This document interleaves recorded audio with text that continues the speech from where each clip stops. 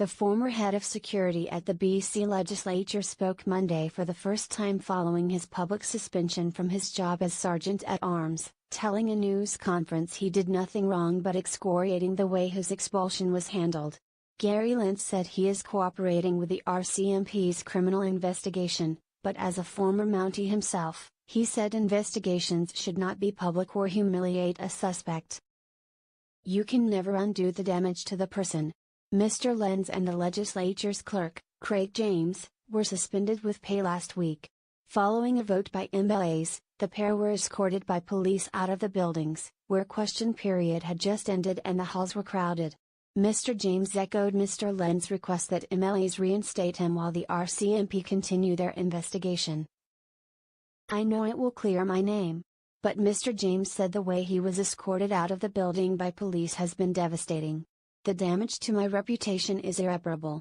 Speaker Darryl Plecas has come under fire for his handling of the suspensions, but on Monday, he issued a letter defending his conduct, saying he quietly investigated and then went to police only after serious concerns were brought to his attention. The BC Liberals asked Monday for an emergency debate to reconsider the decision to suspend, which was approved last week with a unanimous vote in the legislature. Their motion was defeated by the Greens and the NDP. The Liberals have said the decision was made without all the relevant facts. But Mr. Plecas said in his letter to each of the House leaders that each of them took part in the decision based on the knowledge he shared with them last week about a criminal investigation and the appointment of special prosecutors.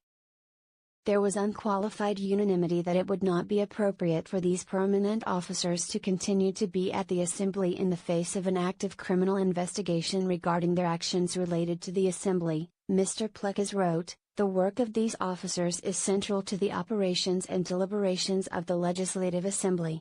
They must have the unqualified trust and confidence of the House."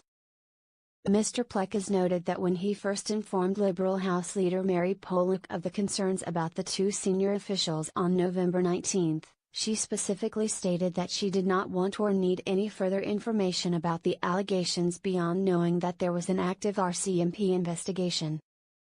The Liberal opposition began Monday's proceedings in the House with MLA Mike DeJong calling for an emergency debate to discuss the shoddy treatment of Mr. Lenz and Mr. James.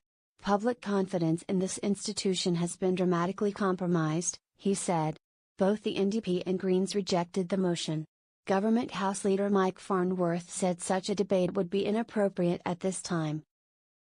"They want to debate what has taken place," Mr. Farnworth said in an interview.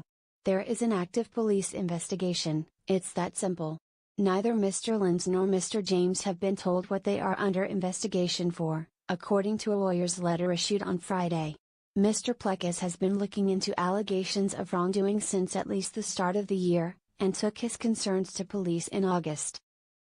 I recognize that it is for the police to investigate crime, but I also recognize that I should not approach police without exercising reasonable diligence and having some legitimate foundation for doing so," Mr. Plecas said in his letter. It was the police that decided to comment on a criminal investigation and the Crown that appointed the special prosecutors.